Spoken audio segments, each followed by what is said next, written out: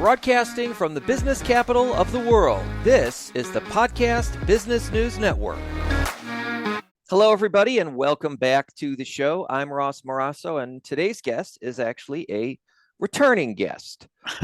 Yes, life coach, business coach, executive coach, Randy Swaim. You can find him at coachingforrelevance.com. He's a Marshall Goldsmith certified executive coach and the founder of Coaching for Relevance, LLC. Randy, welcome back to the show. Thank you. It's great to be here for sure. For anyone who's tuning in for the first time, explain to us a little bit about what you do. Well, for me, as you know, most of my background has been in aviation prior to becoming a coach and all that. And what I realized is my leadership style that was developed in me, just my journey, was this aspect of coaching and facilitating growth in others, kind of thing, which is a key part of leadership.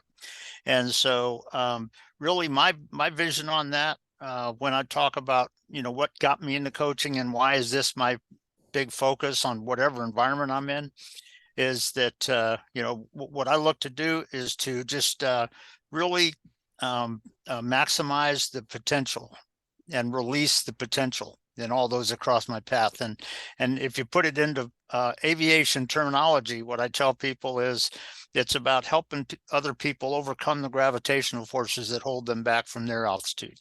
And so that's really what I'm all about. It's, we all have little things that hold us back sometimes, and, helping people break free so they can get to their altitude and accomplish their dream and their visions and things like that. So that's really what I'm all about. That's my passion. It's interesting when you talk about people getting to, their fullest potential. And I know that you work with clients one-on-one, whether it's personal or in a business setting. If I can talk about business setting a little bit, if you're dealing with CEOs or otherwise decision makers, especially those whose choices and directions require hard choices sometimes that can affect other human beings, right?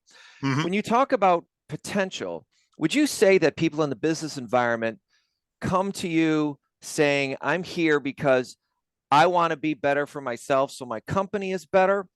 And then what does that even mean, right? So how do you peel back onions with people when they first come to you, right? It seems like I would engage somebody like you and sort of think I know what it is that I want, but I bet after 20 minutes you blow my mind. So how do you engage, right? How do you engage people whose choices and their own growth, development, or path can affect many others? And it's interesting. It's a great question, but one of the things that I make a commitment to is I don't take money and from anybody and go forward until I have a clear picture on what they're really wanting, and they do too, kind of thing. But a lot of times somebody will come up and say, I want this, but when you ask them a few questions, all of a sudden it's like, you know what? They don't really know what that looks like. They don't know what that really is that they're pursuing. I had one, I don't think I shared it when I was on with you last week, but I shared it on a previous show weeks ago, probably. But one of my clients was a defense attorney who, I was working with him from strategic planning for his law practice and all of this sort of stuff. And I got him to talking about what is that little why do you do this? What is that all about? And he looked at me and he said, well, to win, which you can expect an attorney would probably say. But when you looked at his body language, the tone in his voice, the look in his eye, it's like, I don't believe you even know what that looks like. I don't believe you're serious about that, kind of thing.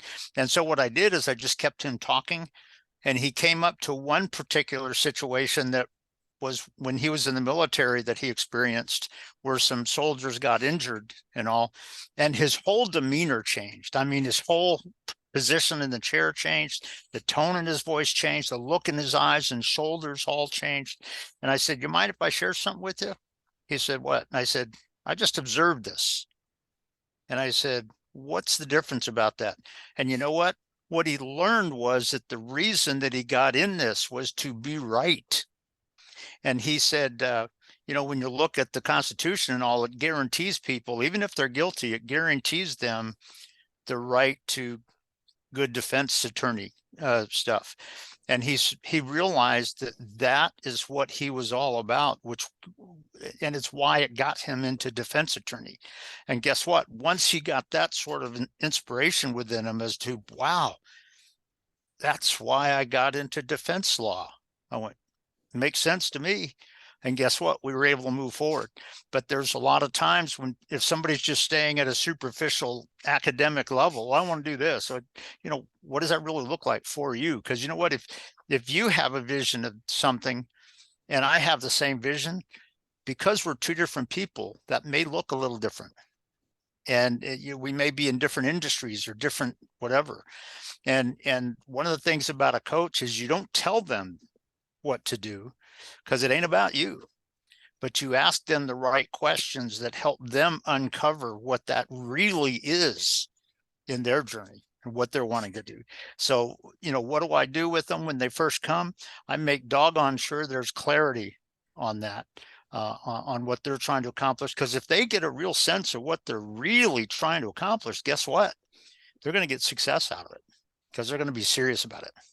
It's interesting that you mentioned that, right? So getting to, in essence, what somebody's foundation or cornerstone is, right? Mm-hmm, mm-hmm. Especially if you think about it, looking at using this example with your client who's a lawyer, Mm-hmm. you have to take on all clients, right? And sometimes that could maybe make people feel as though they might be in a morally dubious situation, except Yep.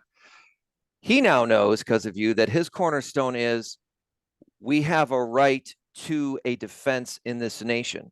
And Mm-hmm. that can be where he comes from. And I bet that can, using a tired metaphor, be Yeah. his light in the darkness. You know what I mean? When he's Yeah. looking for his direction. Yeah. And you know what? And it answered some clear questions on him, because is he going to have to go be a defense attorney on somebody that he knows is guilty? Yes. Is he going to be able to do the right law? Now, his client may not win, but is he going to be able to do it right? And because that aspect of being right and bringing that to it was central to him, yeah, he could, once he saw that. And so there's a lot of aspects about what you're talking about there, but it's when you talk about people that are coming to you, and guess what? This is a key sales thing too. Guess what? When you're out there trying to sell your product in whatever it is, it's not just about you taking control and manipulating people to come give you money. It's about finding out how your stuff kind of connects in with where they're wanting to go. Because guess Right. what? If they get a sense of that, they're going to be more willing to do it. Yeah, right. Because we all sort of have our own internal like BS barometer, right? And Yep. so if Yep. people are just out there looking at you like a mark and a sale, we don't really fool people as much as we think that we might. And You're so right. this dovetails, and it's something else I wanted to talk about with Mm-hmm. you. I see in the news talk about recession. Oh, the economy is growing, Mm-hmm. unemployment's down. Here's all these thousands of layoffs.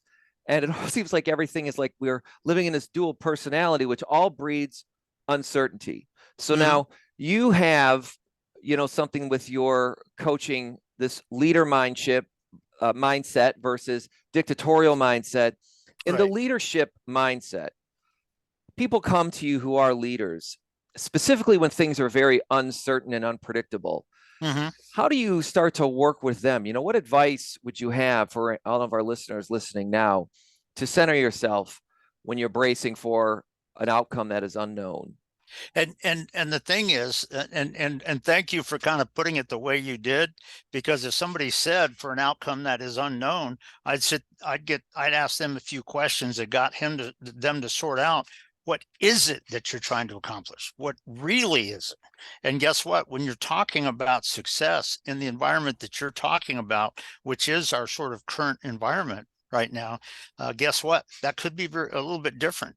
I mean, there are times, and I think you're aware of this, there are times when in a given industry or something like that, a 3% growth may be revolutionary. Whereas in Right. other times, it's like, you idiots, you didn't do anything, kind of thing. And at what point is that here today? There's some times when you give the team, the leadership team, and the business clarity on what they're trying to accomplish. It could be that they're in it's interesting, because it could be that they're in an industry where what they bring is about to go out of style. Mm. And the real revolutionary success part for them may be finding out how we're going to strategically adapt what we do into this slightly different direction, where maybe what we have is good, or we may have to bring something else in and to bring value so that people will purchase our stuff. And so all of that, when you're talking about it, and this is very aligned, Ross, with my concept of organizational maneuverability, the idea of taking leadership, you know, pilot, insights, and bringing them to leading teams in a rapidly changing environment. And I think you may have heard this phrase before, or this thing, but in the military flying, we, particularly in the fighter role, we used to use the term VUCA all the time, which stands for a variable, uncertain, changing, and adaptive. Well, Mm. guess what? That phrase, that little phrase, is starting to come over into the civilian business side, because guess what? That is the characteristics of the current business environment. It's not all just academic. It's not just what you had 15 years ago. And as a leader, do you work with your people in such a way that they are encouraged, that they catch a vision of, oh, you know what? Yeah, I see where we're going. Yeah, you're right. We need to change this.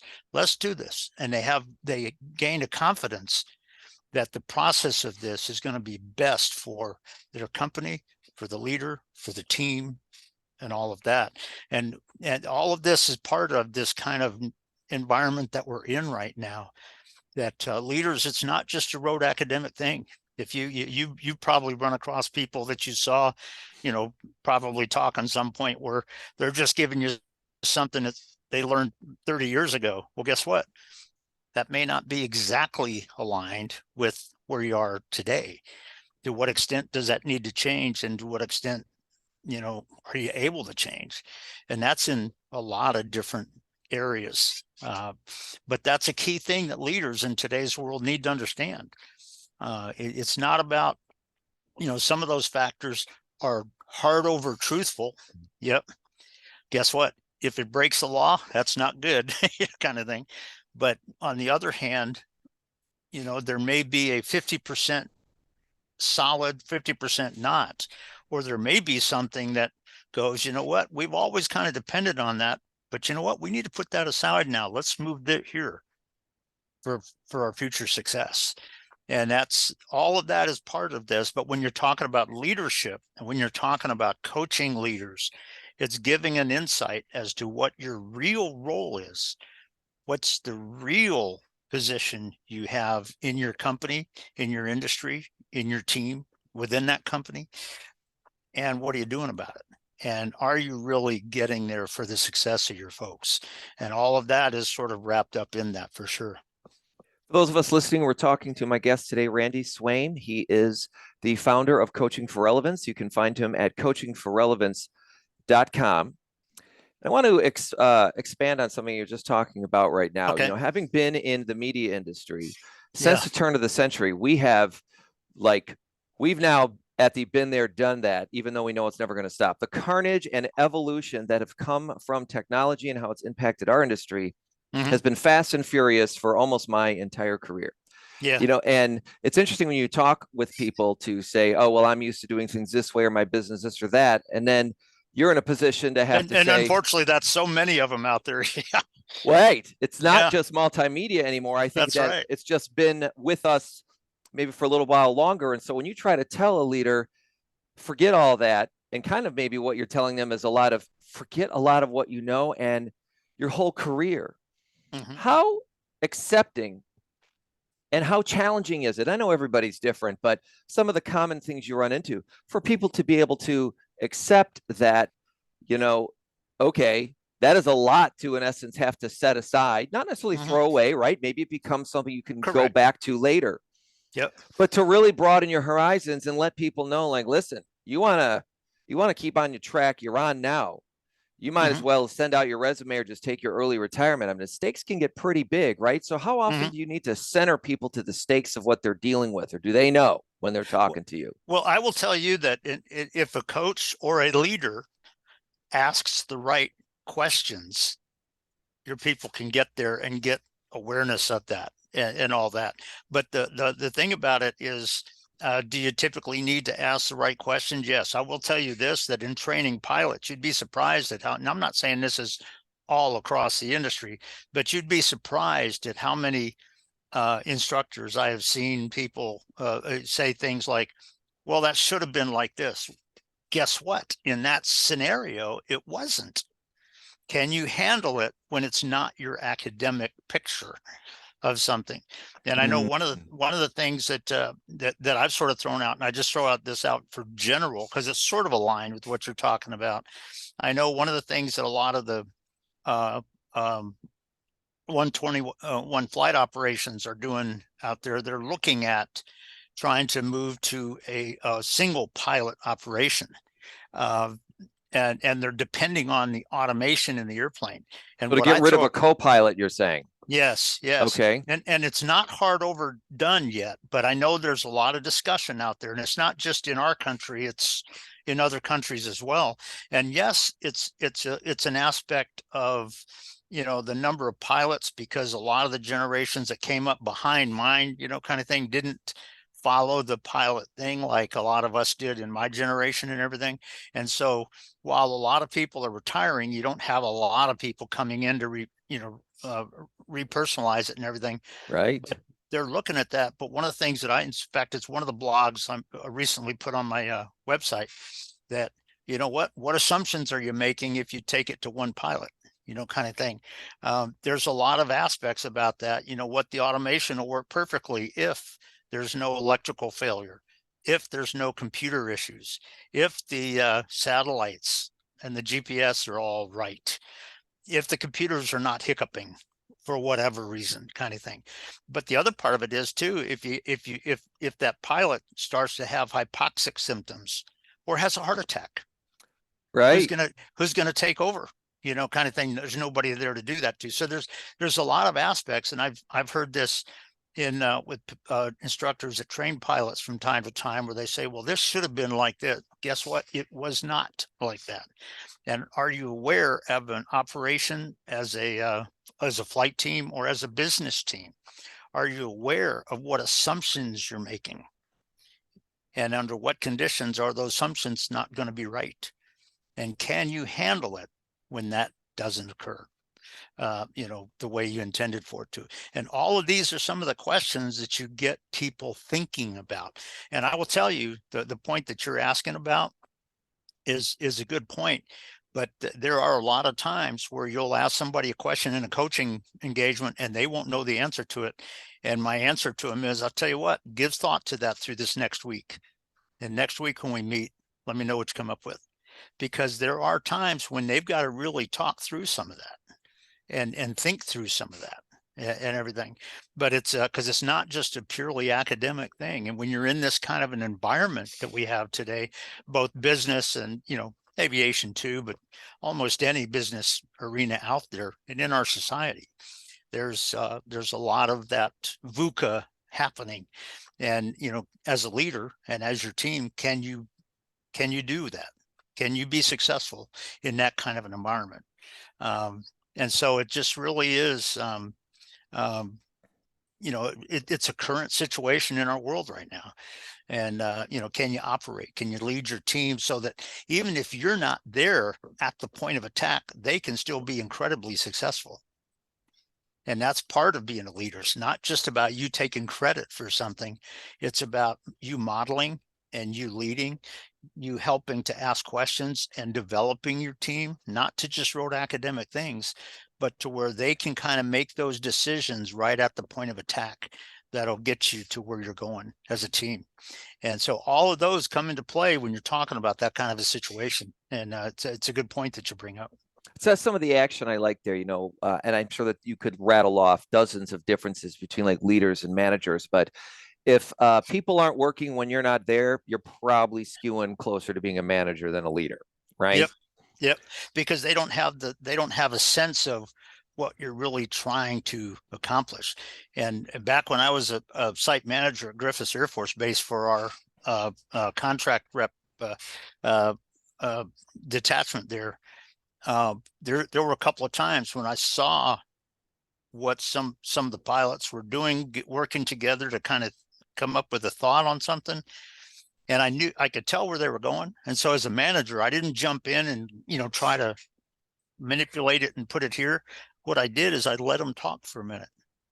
And one guy was going to sit down and make some notes. And then he realized, oh, the boss is here. So he stopped and he just looked up at me. And all I did is I looked at him like this and I winked and I went, and you know what? He smiled and he sat down and took some notes because I could tell they were going to a good place for that.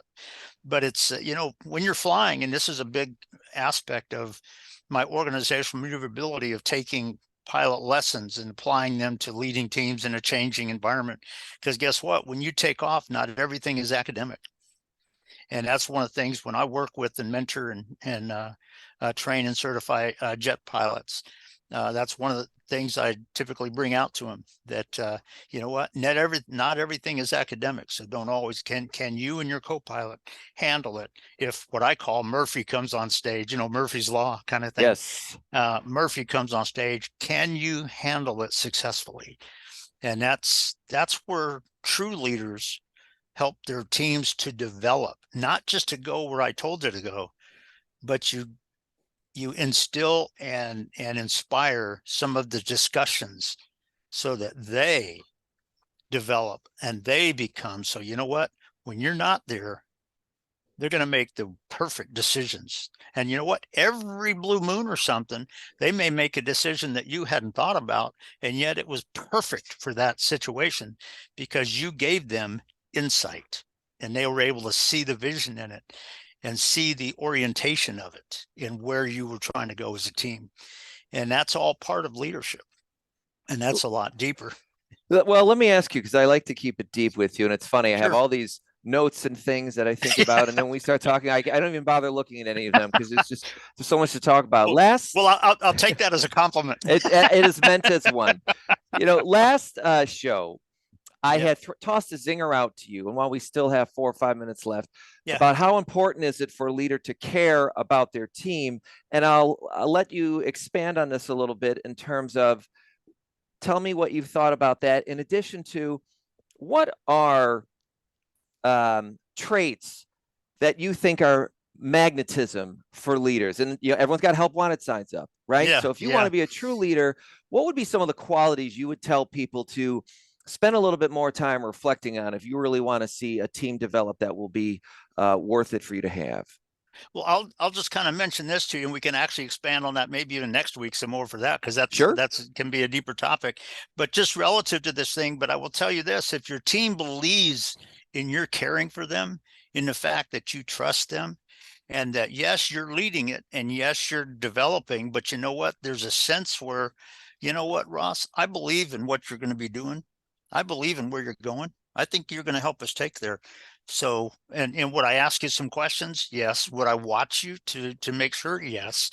But you know what? If you sense that I care about you as a team member and all that, you're going to be drawn to that. And I don't have to sit here and dictate and play control freak games.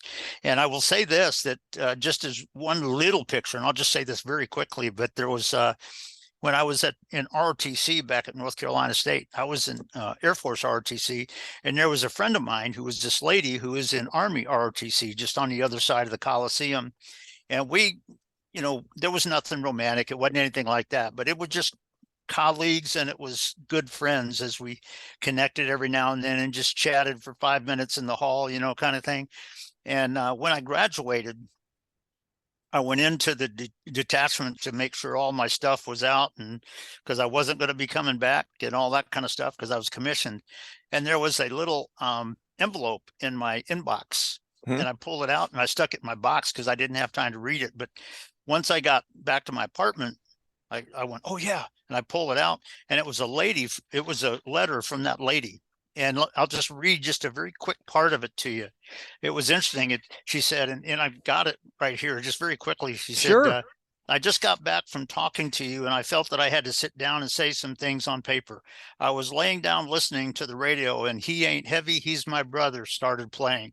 I started thinking about you and what you meant to me this semester. I just feel I need to tell you how I feel. And she said, I honestly do not know what I would have done without you this spring. She said, spring is a time of renewing of life, but I went into it feeling very bleak and down. Your friendship has made this spring one I'll remember for years. Whenever I needed cheering up, you'd walk in and just say hello. Because I knew you cared about me as a person and what happened to me, your simple hello or hi B could send me to the mountaintops. I know this sounds corny and everything, but I really mean it. I needed a sounding board this semester, and I'm glad I found one in you. You're probably the best sounding board I ever had, and I have had a few. To me, you're just amazing. And she said, you are a startling 10K friend, if there ever was one. And so she shared that with me, and I just found that kind of amazing. And actually this week, when I was over at the airport, one of the records ladies came up and was stepping up there, and I kind of stood up from the computer area here, and I walked over to her, and I said, hey, Katie. She said, hey, how you doing? I said, good. And I walked over. I didn't get close to her. I was just across the table, but I looked at her. I said, hey, I want you to know, I wish you and your family just a wonderful Merry Christmas. I just want you to know that. And she just smiled. She said, thank you. You have a Merry Christmas too. I appreciate that. I went over and sat down, and the instructor that was right in behind me turned around. Then he's been there for about 30 years. I think he said he was about 78 years old or 79 years old now. But he said, Randy, can I share something? I said, sure, if you want to. What? And he said, I just want to commend you for what I saw you do right then. He said, you don't find that in very many people today. But you know what? In 45 seconds, she had a sense that she was appreciated, and that people, and in essence, maybe the company cared about her and stuff. And this guy, the fact that he saw somebody do that was eye-catching to him. He said, you just don't see people doing that. And he said, you have my compliments. He said, I just had to share that with you. And I said, well, thanks, man. I am different in some ways. But that's what leaders do. They really know how they connect with people in such a way that the people want to be part of the team and make it happen. And so those are just a couple of little examples that happened just briefly here about the aspect of caring and the benefit of it. Okay, so Randy Swaim, thank you as always, founder of Coaching for Relevance. You can find Randy at coachingforrelevance.com. Also do a search for that on YouTube. You will see some more of his videos that I've been watching. Very fascinating stuff. Thank you. I will say happy holidays to you, Randy. I don't think we'll talk until after, but it was a pleasure as always. And I'll tell you what, I look forward to it, Ross. I appreciate it much. Okay, and thank you all for tuning in and listening. I'm Ross Morasso. Until next time.